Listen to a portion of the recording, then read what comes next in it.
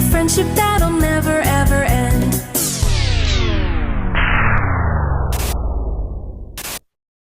Run!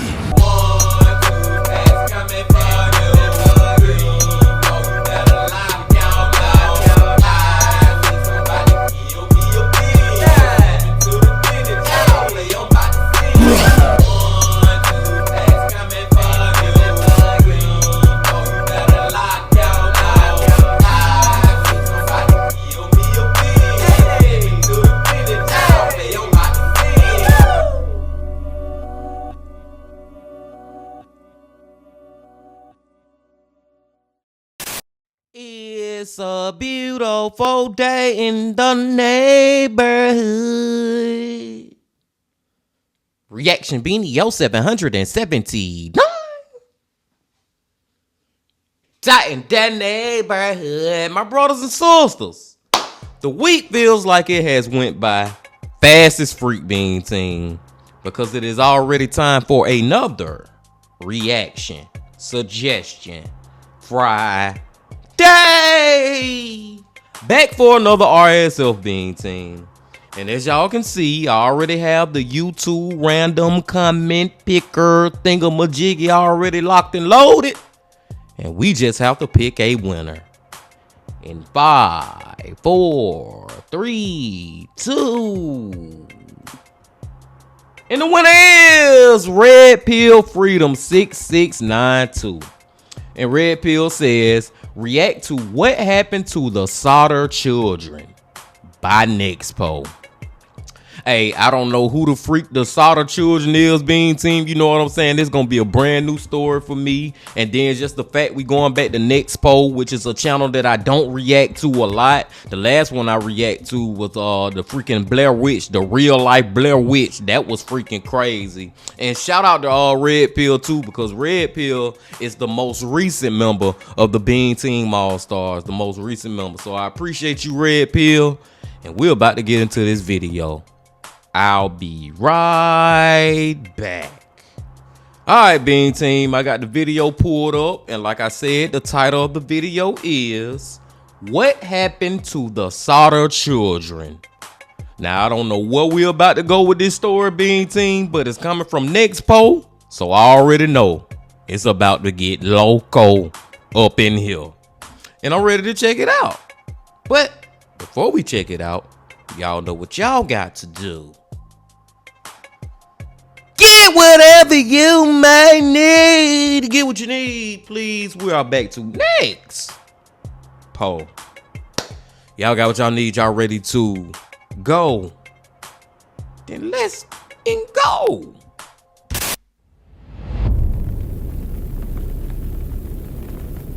In the early hours of Christmas Eve 1945, a house fire broke out in Fayetteville, West Virginia, devastating a family called the Sodders.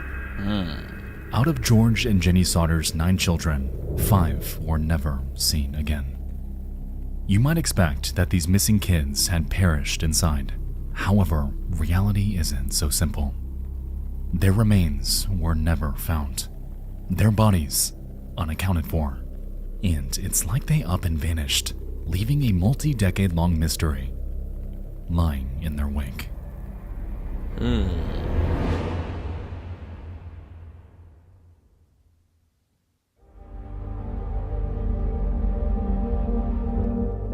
Welcome back to another video adaptation of Late Nights with Nexpo, my new podcast that launched just last month with new mysteries you can listen to every single week.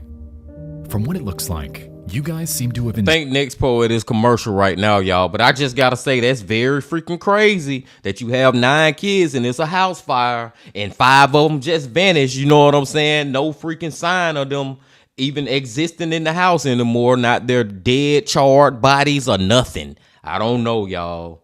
At the end of the day, I just hope this is not an unsolved mystery. I'm going too far. As y'all can see, I'm not used to reacting to Nexpo videos, so I don't even know where the commercial start and where they freaking stop at. I think we can start right here, though, Bean Team. Let's go.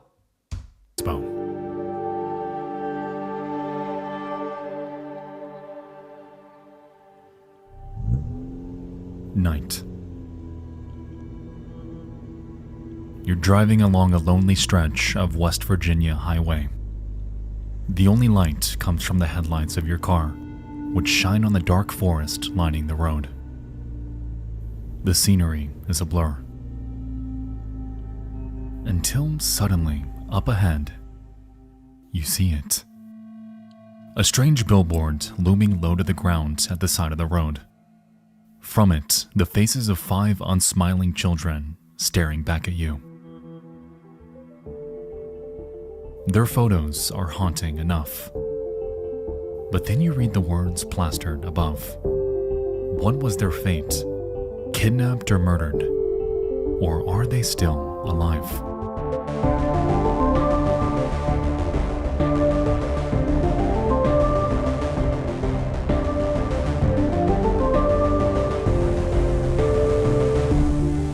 Get whatever you may need. And I know I'm setting myself up for failure right now, Bean Team. I'm setting myself up to be disappointed. But I'm thinking that maybe these kids may still be alive. You know what I'm saying? Maybe they didn't die in the house fire. Maybe they gonna be found. I'm trying to keep a positive mind. Let's go. Christmas Eve, 1945. Just outside Fayetteville, West Virginia. Freezing temperatures make the trees creak and the river run still. But inside the Sodder family's house, it's warm. George and Jenny Sodder are there with 9 of their 10 children. The only member of the family that's not present is Joe, the Sodder's second to oldest son, who's away serving in the army. The youngest children, who have just received some new toys from the local dime store, play happily in the living room. As it gets late, the parents retire to their bedroom on the first floor, taking their 3-year-old daughter Sylvia with them. Everyone else has beds on the second floor. The older kids, John, Marion, and George Jr., share one room. The younger kids, Maurice, Martha, Louis, Jenny, and Betty, sleep in another upstairs room. At this point, the Sodder children begin to trickle off to bed. But not all. Some of the younger ones are too excited about Christmas to go to sleep just yet. And Marion, the eldest daughter, stays up on the couch to watch them play a little while longer. Though other children still have chores to do. Maurice and Louis must go outside to feed the animals before they turn in. It's not an enviable chore. Maurice and Louis layer on hats and coats and journey out into the freezing darkness to feed them. It's a stark contrast from the warmth, joy, and laughter of the living room to the quiet, eerie stillness of the outdoors. 2 hours later, a silence has fallen over their home. And then, at 12:30 a.m., the phone rings. Jenny, the mother, awakens with a startle. She looks around her bedroom, orienting herself. George and little Sylvia are sleeping soundly next to her. She gets out of her warm bed, clutching her nightgown against the cold. Bewildered as to who could be calling at this hour, she exits her room and crosses to the table where the phone is. The lights, she notices, are still on. They should be turned off now that all the children are in bed, all save for Marion, who's fallen asleep on the living room couch. Jenny reaches the phone, grabs the receiver off the hook, and offers a blunt hello. But the voice on the other end doesn't introduce themselves. Instead, what Jenny hears is laughter. And it's not pleasant laughter either. It feels cruel, almost as though this caller is mocking her. And then, suddenly, it stops. The voice on the line finally speaks. It asks for a name, someone that doesn't live there. And so, Jenny informs them that they have the wrong number and hangs up. Unsettled, Jenny surveys the room around her. A number of unusual things pop out to her now. It's not just that the lights are all on. The curtains are wide open, too. And when Jenny walks to the front door, she finds it unlocked. She sighs. Her children know perfectly well how to lock up for the night. She considers waking Marion to chastise her, but thinks better of it. It's Man, no, man. I don't even think she had two young boys that supposed to been went out and fed the animals. I don't even think they came back in the house, Bean Team. Seriously, why is the door still unlocked? The daughter, probably one of her daughters, the one who supposed to been watching over them, probably fell asleep on the couch before the boys came back in the house, and they still missing right now. I'm just saying, that seems where we going in this story. It's getting spooky. Christmas, after all. The kids were probably just excited and forgetful. Jenny locks the door herself and closes the curtains. Then she hurries back to the warmth of her bed and slowly drifts off to sleep. A strange noise comes from above. Jenny's eyes blink open. She sits up groggily, trying to get her bearings. It's still dark out. Now she hears a new noise overhead. A rolling sound, like something landed on the roof with a thud and rolled off. And then, silence. Jenny tells herself that it was just an animal. She tries to fall back asleep, but then an acrid scent hits her nostrils. Her eyes fly open. She's wide awake now. It's because she knows that smell. It's smoke. In an instant, Jenny's up and out of bed, hoisting little Sylvia into her arms and screaming for George to wake up. She sees smoke pouring into the bedroom from beneath the door. George, Jenny, and Sylvia burst out of their bedroom, and they're met with an apocalyptic scene. Their house is becoming engulfed in flames. They race to the telephone to call the fire department, only to discover, to their horror, that the phone line, which worked perfectly just a little while ago, is dead. Damn. Amidst the chaos, what springs to the front of Jenny's mind is a number. 9. 9 of her children are in the house right now. Only 2 of Jenny's children are accounted for at the moment. Her youngest, Sylvia, is wailing in her arms. And nearby, her eldest daughter, Marion, has awakened on the first floor couch. Jenny locks her gaze on the staircase leading to the upstairs bedrooms. It's impassable. The heat coming from the upper floor is too intense. The smoke is too thick. And so, that makes it 7. 7 of Jenny's kids are trapped upstairs. Jenny screams up the staircase, her eyes stinging from the smoke. She keeps them open, though, praying to see her children. Finally, a figure emerges from the smoke and hurtles down the stairs. Another follows close behind. It's 2 of the oldest boys, John and George Jr., and their hair is singed from the flames. The boys are hysterical. They tell their parents that they tried to get into their younger sibling's bedroom, but they couldn't. Now the noise, the heat, everything else disappears from Jenny's world. She casts a final glance upstairs as her husband pulls her away toward the exit. The number in Jenny's head is now 5. 5 of her kids are up those stairs, and none of them are coming down.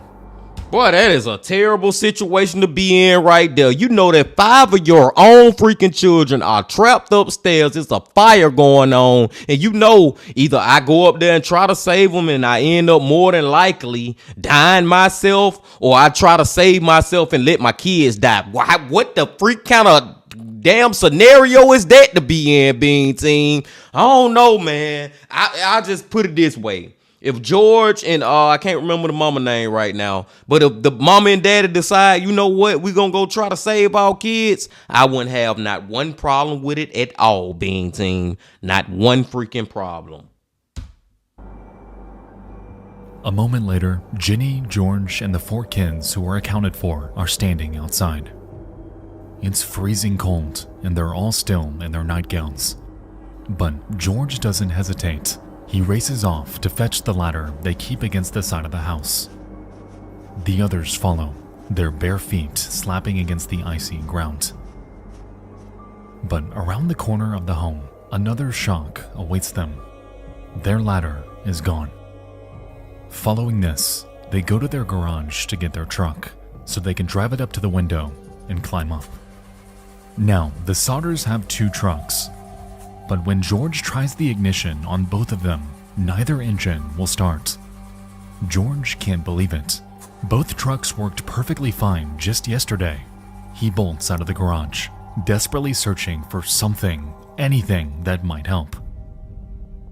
And that's not a coincidence that his truck is not starting. Whoever was on that freaking phone laughing and then they asked for somebody who don't even live there, they the ones who did this ish. They got it out for this family for some freaking reason.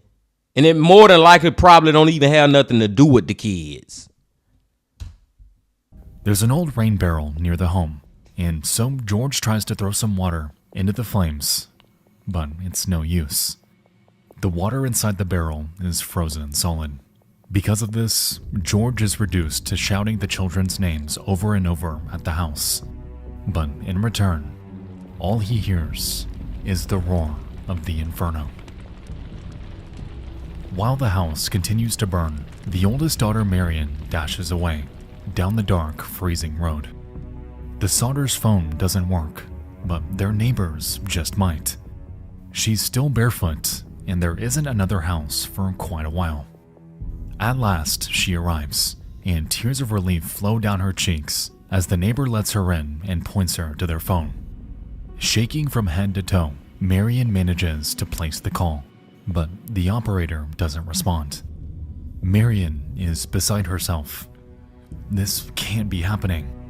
The neighbor grabs his coat and rushes for the door, informing her that he'll drive into town and alert the fire chief in person. Fayetteville's fire chief, F.J. Morris, is fast asleep when the Sodders' neighbor arrives. Once Morris gets filled in, he begins the process of alerting Fayetteville's other volunteer firefighters.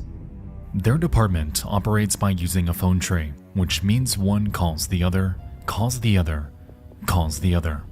It's time-consuming, and it takes a while for all the volunteers to be notified, assemble at the firehouse, and then drive out to the Sodders' home. But man, it's too late. It's too late to say those kids. If those kids are still upstairs right now being team in that house while it's burning, it's too late. They've been passed away, man. Like I said from the beginning, I'm hoping that they actually survived and got out of the house. But I hope they ain't get kidnapped by the damn laughing man. We're going to call him the laughing man. The person who was on the phone, that's how we're going to refer to him. I hope he ain't kidnap him and do something even worse. I don't know. Let's go. even so, the emergency response to the fire feels less than urgent. The Sodders' home is only 2.5 miles from the firehouse, and yet the firefighters don't arrive on the scene until 7 hours later. 7 hours? Okay, now at that point, I said it was too late. At that point, you might as well not even show up at all. Seriously, can you imagine arriving? And this is a terrible analogy, but you get what I'm saying, though. Can you imagine arriving to your job 7 hours later and trying to clock in? Your damn boss gonna be looking at you like you damn crazy as hell, man. By this point, the sun is up and the house is gone. For hours, George and his family have helplessly watched the entire structure be reduced to ashes before their eyes, with their 5 children apparently trapped inside. There is no urgency from George or his family once the fire trucks finally pull up to the scene. There's no shouting or waving of arms. The time for that has long passed. For the past 7 hours, George has experienced more emotions than in the rest of his life combined. Complete terror, complete helplessness, rage at the firefighters' lackluster response, and finally, the horrific bitterness of losing 5 children before his very eyes. Now, on Christmas morning 1945, he's simply numb. The firefighters douse the smoldering wreckage with water. They search for the bodies of the missing children, but they can't find even a single bone. Fire Chief Morris says the fire must have incinerated them completely, and so he declares the children dead at the scene. The next day, December 26th, a coroner's jury declares the fire accidental, and by December 30th, death certificates are issued for the 5 kids. A state police inspector eventually arrives. Given that the house burned for so long and so completely, it's not easy to determine a cause, but in the end, he attributes the fire to faulty wiring. To George, it all happened so fast. Too fast. The fire department took so long to come put the fire out, but then afterwards, officials practically sprinted to declare the fire an accident and the children dead. It makes George uneasy. But what can he do? The Sodders try to move on. In the new year, George brings in dirt from off-site and covers the ruins. They plant a garden in remembrance of the children they lost. If the story ended here, it would be a mercy. The Sodders could mourn in peace. However, our story is just beginning. Shocking details are about to emerge. Details that suggest that this fire was no accident, and that the supposedly deceased Sodder children may actually be alive. I hope there is. It's spring. On a day like today, the sound of children's laughter should be echoing across the Sodders' property. Yet instead, it's silent. The surviving Sodders have been without a home for months, and the time has come to rebuild. But their new house won't be where the previous one stood, as the site of the fire is to remain a memorial garden forever. George is overseeing the construction of the family's new home nearby when he sees one of the workers approaching him. It's a telephone repairman, and he's discovered something odd. He leads George over to a nearby telephone pole and explains that when he ascended the pole on his ladder, he expected to find the remnants of the telephone wire that used to lead to the Sodders' old house. Instead, though, he found no burned wire dangling there at all. Rather, it was completely severed, cut cleanly, intentionally. Immediately, George realizes what that means. The phone lines didn't melt in the fire. Someone cut them, and they would have needed a ladder to do it. A ladder. George thinks back to the night of the fire, and suddenly he takes off across the yard, searching wildly under bushes and rubble. It's not until reaching the back of the property where the yard falls off into a ditch that he finds what he's looking for. It's his ladder, the one that he kept propped up on the side of the house. The one that he could not find to save his children on the night of the fire. And it's here where he realizes it wasn't misplaced. Someone moved it. Yes. George feels dizzy, nauseous even. The blood is pounding in his temples. A whole new series of details are flooding his mind. The wrong number in the middle of the night. The thump on the roof. His trucks that wouldn't start when he needed them most. And this is when it hits him. This fire may not have been an accident at all. George forces himself to breathe and tries to clear his head.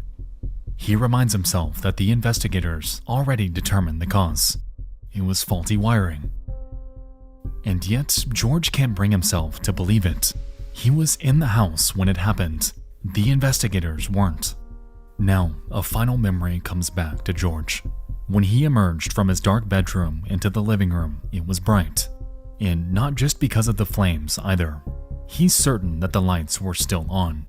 And if the lights in the house were on, it means the fire couldn't have been started by an electrical short.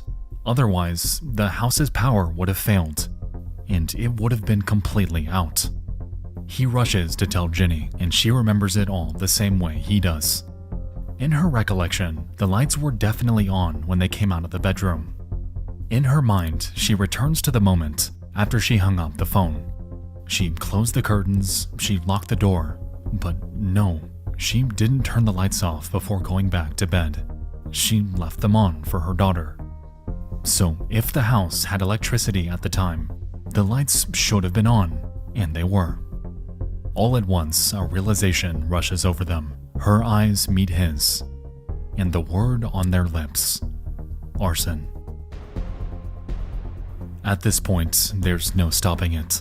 George and Jenny's minds are running wild, considering every possibility. They've lost so much, and the idea that someone could have wished this upon them, that someone could have actually done this to their family, is staggering. Everything Ginny thought she knew has been thrown into question. She asks herself, if it's possible that someone in their community had started this fire on purpose, then what else is possible? What else could the investigators and officials have been wrong about? Can she believe anything she's been told about the fire, about the fate of her 5 little children? Doubt begins to gnaw at her. I wouldn't be believing the authorities pretty much at all in this case. You know what I'm saying? They already been moving kind of funny from the freaking beginning. And just the fact that they showed up, well, we talking about the police, not police, the fire department, the volunteer fire department, which is already terrible. But they show up 7 hours late, and as soon as they get there, oh, yeah, all 5 of your kids died in the fire, but we don't have any evidence of it. You know what I'm saying, man? Like, I wouldn't be believing none of that ish. And then when you add to the fact that we know that the power lines, I mean the not the power lines, but the phone lines was cut. We know that for some odd reason both our trucks wouldn't start up in the garage. We know that the ladder that we had right around the house is found over there by the freaking phone lines that was cut. Man, we know that somebody did this ish. Now my question is, why did they do this? Why did they start this fire? And it goes back to what I was saying earlier too, Bean Team. Did what her name? Why I can't never remember the mama name, man. But George or the mama, did one of them I think her name Jennifer or something like that. But did one of them have some enemies out here that we don't know about? I just don't understand, man. I don't understand. But we not even halfway through yet. So maybe we gonna get some more clarification, some more understanding. Let's go. She can't stop thinking about that night, picking apart every tiny detail in her mind. Ginny can't bring herself to accept that her 5 young children actually perished in those flames. Perhaps it's the wishful thinking of a mother who has suffered an unthinkable loss, but perhaps not. Because what really keeps Ginny awake at night are the facts of this case, or rather, the lack thereof. Why were there no screams or cries for help during the fire? Why are there no skeletal remains in the wreckage? They say burning flesh can be smelled from miles away, and if that's true, why in the world didn't they smell it? She begins to fixate on these details and on the bones. She hears about something that happened in a neighboring community, another fire. In it, 7 people died, but in that case, 7 skeletons were recovered. And this gnaws at her. She can't understand why there were no skeletons in the ashes of her home. She decides to conduct an experiment. She has plenty of animal bones in the trash from cooking chicken and pork chops for the family. And so she decides to take these bones and put them in her oven, making it as hot as she can. Interestingly, no matter how hot she gets the oven, she can't get the bones to turn to ash. Now, it's not the most scientific experiment. Her oven is not as hot as the house fire would have been, but to her, it's enough. Ginny, in her state, won't be convinced otherwise. In her heart, she knows that her children's bones could not have possibly been turned to ash. And with this, an employee at a local crematorium concurs, informing Ginny that human bones remain after being subjected to temperatures comparable to that of a house fire. It's not definitive proof, but it's more than enough for a mourning mother to cling to. No bones were recovered, which means that there's a chance, even if a small one, that the Sodder children weren't in the fire at all. And if they weren't in the fire, it's possible that they're still alive. But this is hardly a comforting thought, because if they are still alive, where are they? Ginny knows that there's no chance that they wandered off before the fire or fled during it and somehow got lost. They were young, but not so young that they couldn't find help. Maurice, the oldest, was 14. And if they had escaped the fire but succumbed to the elements, their bodies surely would have been found by now. So the Sodder children didn't wander off, and it seems like they didn't die in the fire either. This leaves one other possibility, but it's unthinkable. It's insane. Ginny and George both know it, and yet they can't bring themselves to believe any other explanation than this. That fire was nothing but a distraction, a cover for the real crime that took place that night. Kidnapping. Now, instead of grieving, the Sodders begin to think back on every strange moment from the months prior, every confrontation or mysterious occurrence, the kinds of events a person writes off as nothing to worry about, resurfacing and filled with sinister possibility. Which is to say that to the Sodders, every acquaintance, every neighbor is now a suspect. George thinks back, trying to recall any recent interactions that felt a bit strange at the time, and one in particular comes to mind right away. Months prior, a strange man showed up at the Sodders' home, inquiring if George, who owned a hauling company, was hiring. George said that he wasn't, and yet the traveler still hung around the house a bit, like he wasn't taking no for an answer. It was an uncomfortable situation. George followed him around the yard, trying to ride the line between being polite and getting the traveler to move on. The young man started to point out things about the yard, as if trying to impress him with his handyman knowledge. And, circling to the home's rear, George recalls that the man pointed to the fuse boxes on their wall and said, "This is going to cause a fire someday." In that moment, George concluded that this man had no idea what he was talking about. After all, he had just had the boxes looked at and approved by the power company. Eventually, the man left, and George put the incident out of his mind. But now, George can't help but wonder, had the traveler really moved on down the road? Or did he hang around, bitter about being turned down for work? Hey, at this point, that's a good question, man. Like, I do not blame George or Jenny. I can remember the mama name now. I can't blame either one of them for freaking being like paranoid as elf and trusting no freaking body. 5 of my kids are missing. We know they didn't die in this damn house fire. We know that. Somebody had to been did it, and I don't trust anybody I done had interactions with in the past months, years. Let's go. In another instance, Ginny recalls something else. Another curious event that happened shortly before the fire. One day, she was working in the kitchen when, through the window, she saw the kids coming home from school. But in that moment, her eyes were drawn to something else. Behind her kids, a car she didn't recognize was parked on the street. Inside it was a man, and he appeared to be watching them. All of them, it seemed. The children, Ginny, the house itself, and the way he was looking at them. It felt unusual, aggressive even. It made Ginny uneasy, but once her kids were inside, the car drove away and she sighed in relief. But now, she's left to wonder, was this man doing some sort of reconnaissance? But unfortunately, that's only the beginning of the suspect list. As an Italian immigrant, George had strong beliefs about the leader of the country he left behind. He was an outspoken critic of Mussolini, which ruffled the feathers among Fayetteville's Italian-American community.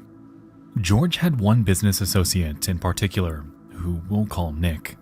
He and Nick fell out over their politics, and in their final fight, Nick allegedly shouted, "Your goddamn house is going up in smoke, and your children are going to be destroyed. You're gonna pay for the dirty remarks you've been making about Mussolini." Finally, Ginny remembers the strange call she received on the phone right before the fire. It seemed like a wrong number, but now she thinks maybe it was the conspirators calling to make sure they were home. George and Ginny share their suspicions with the police. Though they're not convinced, they agree to investigate and put up notices around town and in the newspaper, asking for leads relating to the missing children or the fire. And soon after, a series of disturbing reports start rolling in. Around April 1946, a spectator from the morning after the fire reveals that they saw a young man remove something from the ashes. It's unclear if this was before or after the firefighters arrived, though once they got there, there was a crowd of people for the thief to blend into. The police tracked down this lead and identified the young man as Lonnie Johnson, a local thief. And with this, an item belonging to the Sodders is discovered in his possession. It's a block and tackle, a sort of rope and pulley George often used to repair vehicles for work. Lonnie swears up and down that he had nothing to do with the fire. And yet, when pushed, he admits that not only did he steal this tool, but he was at the house the night before the fire. In a stunning revelation, Lonnie says that he took the ladder and that he used it to cut the phone line. Ostensibly, this was so that if he was caught stealing, the Sodders couldn't call the police before he escaped. But he says he never did steal anything other than that block and tackle, which he only took after the house had already burnt down. It's a very odd thing to admit to while denying any further involvement. Yeah. Like the man in the car, or George's business associate Nick, Lonnie, by all accounts, seems like an agent in a larger conspiracy.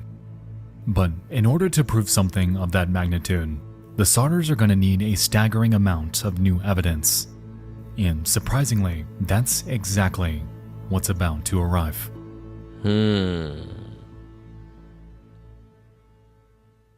Because I don't know if I believe Lonnie's story. And if his story is true, I feel like he's leaving out some major details. In 1946, an eyewitness comes forward to the police. The man is a bus driver. He claims that while driving past the Sodders' home during the night of the fire, he witnessed a person throwing, quote, balls of fire at the house. It's unclear why he didn't report this at the time. Perhaps he thought it was some sort of Christmas celebration or a controlled demolition. Or maybe he thought it was an act of violence and he just didn't want to get involved. But nevertheless, it's enough to compel the family to return to the scene of the fire to see if there's anything they might have missed. While the family's there, toddler Sylvia gets away from her mother. A strange ball-like object in the yard catches her eye. She travels across the lawn on her small feet, arriving at the object and picking it up. It's shaped like a ball, but it has a weird cap on one end. Her parents finally notice her and come over, taking the device from her hand. George has no idea what it could be, but his oldest, John, who's now home on leave from the army, identifies it immediately. It's an incendiary grenade, a weapon specifically designed to start fires. This would explain the thump on the roof right before the fire began, as well as the rolling noise that came afterward. It also supports what the Sodders have suspected all along, that the fire started upstairs and not in a downstairs fuse box, as the police investigation determined. The Sodders are bewildered by this new evidence, but confident that it'll finally convince local law enforcement to investigate the fire as an arson case. But surprisingly, the police do no such thing. Military weaponry found at the scene is evidently not convincing enough. But even still, other jaw-dropping evidence continues to pour in. That same year, a pair of women reach out to the police. They claim to have seen the Sodder children alive. One of them, who works at a roadside restaurant hours outside of Fayetteville, says she saw them the morning after the fire. She served them breakfast and also noticed a car with Florida license plates parked outside. The other woman, who works at a hotel in Charleston, West Virginia, says she saw 4 of the 5 children check in around midnight a week or so after the fire with a group of unfriendly adults who spoke Italian. When the Sodders learn of this, it sparks an array of conflicting emotions. There's joy because their kids might still be alive, but new horrors too.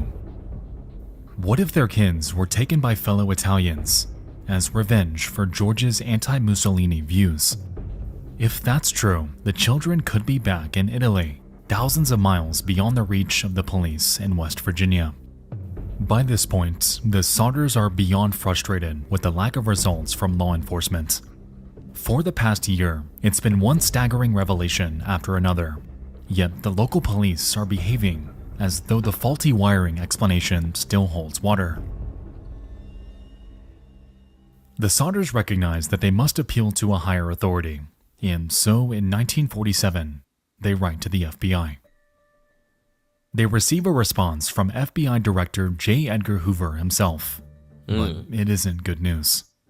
Hoover maintains that this case is a local matter, and that the FBI has no jurisdiction. But even still, the Sodders refuse to be stonewalled, and in 1947, they hire a private investigator to get to the bottom of it. As the PI questions various people around Fayetteville, he keeps hearing one particular rumor again and again.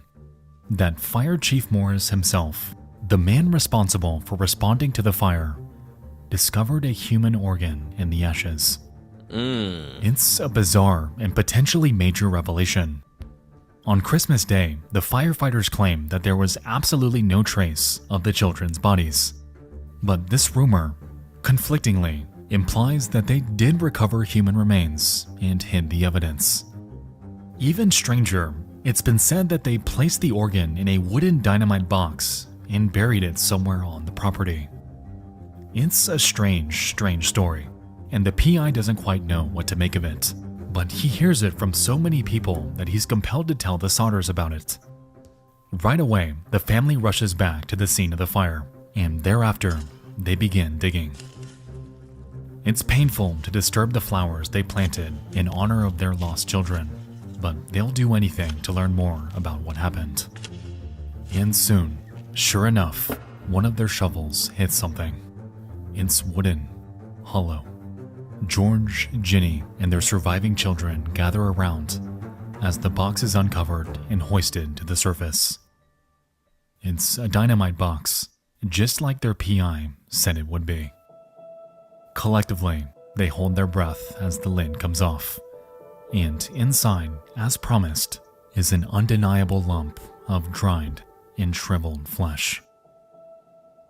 This is crazy, man. Like, this take this story to a whole nother freaking level. I feel like we done opened up a brand new Pandora's box, Bean Team. Like, seriously. How and why is it an organ in a box at the scene of this freaking crime? And I'm gonna call it a crime because this didn't happen by a damn fuse box having a boo-boo, having an accident. No, this was intentional. Somebody did this. But now all my focus is on what's up with this freaking organ in this box and why and what does that mean and who put it there, Bean Team. Oh, Lord, man, we getting closer to the end, and I don't think we going to get a resolution. This might be an unsolved mystery. Resultingly, a local funeral director is brought in to examine the contents. But they're even more confused than the Sodders are, because it's not a human organ. Rather, it's beef. A beef liver, to be exact. And even stranger, it's not even burned. At their wits' end, the Sodders decide to confront Fire Chief Morris face to face. And once pushed, Morris makes an astonishing confession. Except, it's not a confession to some sinister conspiracy. Rather, he states that he was only trying to help, but made a mistake.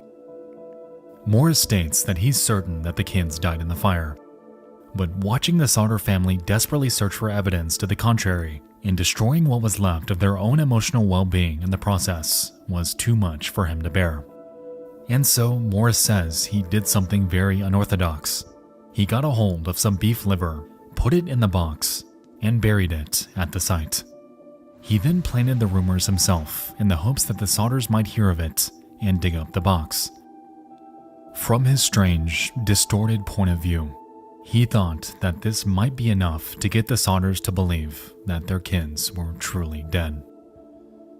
Okay, this is just a terrible idea by you, dude. If this is the truth from you, this is a terrible idea. This one gonna make nobody feel no better, especially let's just talk about the parents. Let's talk about Jen and George. You doing this whole stunt, creating this whole narrative or whatever you trying to do ain't gonna help nobody feel better about these 5 kids being missing. This was just dumbassness from you. If this is true, that you really did it for this reason. I don't believe Ish coming from, I'm like the parents being team. I don't believe nobody. You know what I'm saying, man? I don't trust a soul. It's an odd scheme, one that doesn't seem likely to have ever worked. And it gets even stranger.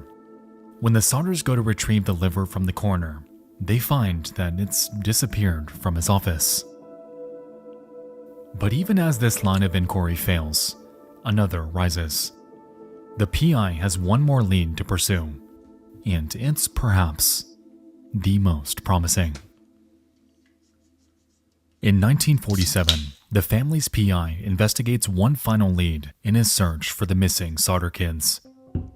He's curious about George's former business associate, Nick, who George fell out with over politics. The one who furiously made the bizarre claim about their house going up in smoke. George tells the PI that Nick was actually his employee at one time. They were close enough that when George needed a cosigner for an insurance policy on his home, Nick was willing to step in. However, they stopped talking after their fights over Mussolini. The PI secures a copy of the insurance policy, and shockingly, it's been updated since when George last saw it. As it turned out, Nick had increased the amount on George's home insurance by $250 right before the fire without telling George. It seems odd that such a move would even be possible without George's consent, but it does mean that, as a cosigner, Nick might have benefited if the entire Sodder family died in the fire. But that isn't even the most damning detail that the private investigator uncovers. As it turned out, Nick didn't just stand to benefit from the fire. He was actually a member of the coroner's jury that ultimately ruled the fire as an accident. Wow. Now, this fact is incredibly bizarre. A coroner's jury is made up of random citizens, like any jury, but their job is to look at the evidence presented in a mysterious death and determine if foul play was involved. Nick should not have been a part of this based upon his relationship to the family alone. And on top of that, as someone who could have benefited from their deaths, he's an obvious suspect. Yes. And yet, he was on the very jury that could have recommended he be investigated. That is freaking crazy as hell, man. See, that's the type of stuff that make you think the police did do, or the authorities got something to do with it and trying to help cover up for Nick. You know what I'm saying? How the hell you gonna be a suspect to the murders or the kidnappings or whatever, and at the same time you deciding if you guilty or not? Like, what are we doing? You on the freaking jury? Come on, man. Armed with this information, the Sodders go to the local prosecuting attorney and demand that Nick be investigated. It would seem like they had a decent case, but to their horror, the attorney looks at the evidence, then back to them, and politely states, "I don't want to bring a case against people with whom I live and eat." The Sodders are bewildered by this response. They're certain they're the victims of arson. Their kids are either dead or kidnapped, and they have strong evidence suggesting who did it. On top of this, there's evidence suggesting that there was misconduct among the coroner's jury, and now the prosecutor is refusing to do his job. Is this man in on it? Is he a part of the pro-Mussolini elements in town that wanted to see his family burn? Has Nick paid him off? What secrets is this West Virginia community keeping from its own members?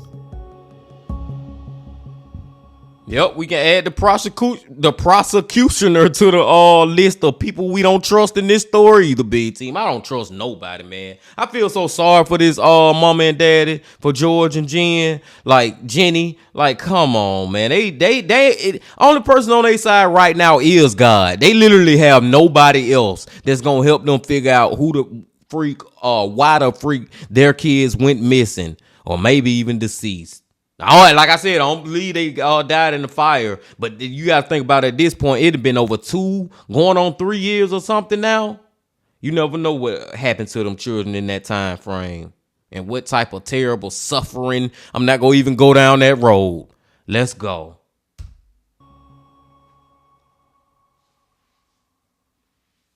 Years pass. It's 1953 now, nearly 8 years after the fire, and the family is out of ideas. All that's left to them is to take out a billboard on the side of the road near their house. It features pictures of all 5 children, and it reads, what was their fate? Kidnapped, murdered, or are they still alive? With a $5,000 reward offered for information. Over the next decade, George and Jenny frequently received letters in the mail from all over the country, with people claiming to have seen one of the children. They chase every lead, no matter how tenuous. Once, George sees a picture in the newspaper of a little girl who lives in New York. He thinks she looks like one of his missing daughters, and so he goes all the way there and demands that her parents let him see her. Unsurprisingly, they refuse. Yet, in his mind, he believes that they could be the beneficiaries of the kidnapping. But at the same time, it's just as possible that they're frightened parents with no reason to let a strange man see their daughter, and ultimately, he has to respect their wishes and return home. Jenny also pursues some rather thin leads with a similar level of aggression. She recalls the woman's testimony from the roadside motel, the one that claimed to see the children taken away in a car with a Florida license plate. As it turns out, Jenny has a brother who lives in Florida, and she gets it into her head to call him to see if he had anything to do with the alleged kidnapping. It's unclear why she would suspect this of her own brother, but she actually has the police produce records to prove that all of her brother's kids are his own. Wow. See, now this goes back to what I was saying about don't trust nobody. I ain't trusting nobody. But they started, like, your mind started to just go crazy with that ish. She thinking her freaking brother all the way in freaking Florida had something to do with it. And I really don't think the brother had anything to do with it. And the only reason she thinking that is because of what some random person gave her, and gotta put it in quotations, a lead on. You know what I'm saying, man? Like, and I don't blame these parents at all for their brain starting to, and this is a lack of better terms, starting to deteriorate from this ish they going through with these 5 kids that they have that's missing for all these years. Like, this stuff will start to rot your brain, being team, for a lack of better terms, man, and you'll start thinking craziness. We almost done, y'all. We almost done. Good video. Shout out to Nexpo. 1966, 21 years since the fire. By this point, the Sodders are searching for children who have, officially, been dead longer than they were alive. But the leads don't stop, so neither do they. That year, the family received a letter from a woman who writes that she overheard 2 men talking to each other, evidently claiming that they were Louis and Maurice Sodder. George travels to Texas to meet with them. However, the lead goes nowhere. A year later, in 1967, the Sodders receive another mysterious letter. Enclosed is a photograph of a young man with the same features and complexion as the men in their family. And sure enough, on the back of the photograph, there's a note that reads, Louis Sodder. But this letter didn't come from Texas, it came from Kentucky, but without a return address, no means of contacting the sender. And so, the Sodders hire yet another PI to go to Kentucky to find out what he can. But once the PI travels to Kentucky, the family never hears from him again. Perhaps he was just a con man who took the Sodders' money and ran, or maybe it was something darker. Regardless, his disappearance is a final gut punch, because that is where the trail runs cold for the very last time. Damn. And so, we're left to grapple with the same questions that tortured the Sodders themselves. It is, of course, possible that the children simply died in the fire. Maybe all 5 bodies really were incinerated. Or maybe the firefighters just didn't search thoroughly enough to find what remained. But an accidental fire burning hot all night doesn't explain the many contradictions and lies embedded in the evidence.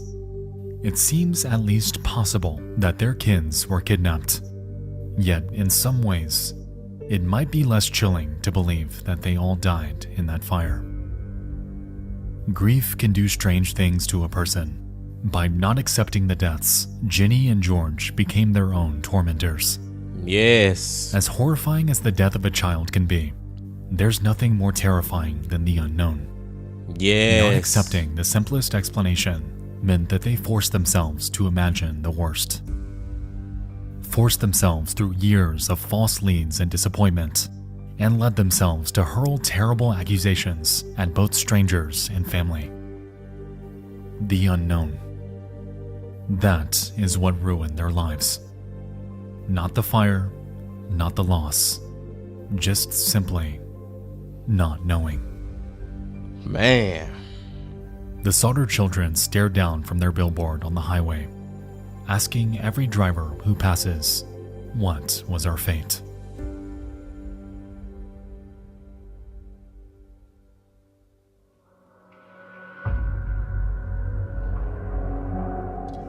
Thank you all so much for... Oh my God, Bean Team, man. What a freaking unsolved mystery we just got into that freaking time. Shout out to Red Pill. Oh my God, like, dude, what happened to him? At this point, I don't freaking know, Bean Team. Like, I don't know if only thing that I can confidently say that I think happened is they didn't die in that fire. I think they did get out of their house. I think maybe that phone call was connected to the person who made that phone call and was laughing, the laughing man. I think he was part of it. I think those two boys who went out to feed the animals never came back inside because the damn door was still unlocked, the lights were still on when Jenny had woke up. I feel like somebody actually set this place on fire. But at the same time, I don't know why they did it. I don't know who they were. I don't know if any of the authorities and the prosecutioners and the jury and Nick, I don't know if they had anything to do with it. It's like, man, it's so many questions and not enough answers for this one, Being Team. Like, seriously, man. Oh my God. I think that's like my third, fourth, or fifth time saying it, and I'm gonna say it again. Oh freaking MG. But there was a great video by Nexpo, man. Most definitely a great video by Nexpo. I like the artwork, you know what I'm saying? The illustration is inspired. I guess the same people who do Mr. Ball and videos and his book, who illustrated his book, is also doing this for Nexpo. That ish is fire, man. But man, oh man, oh man. Oh freaking MG, Bean Team. What happened to the Sodder children? I don't even know if like they was dead by year 3 or was it 20 years later, or did they actually live out a long and healthy or happy life? Like I said, man, there's so many questions. And the last thing I'll just say real quick, and I said it before Nexpo even brought it up, just the fact that, man, all those years of the unknown and thinking maybe your children are alive, that itch can start to F with you and start to deteriorate your brain. You know what I'm saying, man? It can start to become like a health issue for you. And I'm not blaming Jen and George for searching for their kids for all that time and following up every lead. I'm just speaking on the fact that it can make you start to go crazy. Well, now you think your own family members got something to do with it. I'm just saying, Being Team. I'm just saying. And I digress. I'm gonna let y'all go now. I appreciate y'all coming on back as always for another Reaction Suggestion Friday. And before y'all leave, just please hit that like button, comment, subscribe, and do all that if you ain't did that yet. And remember this: love, peace, and happiness. Stay safe. Don't stop. Keep going. Yeah. If you're feeling lonely today, come along and throw your cares away.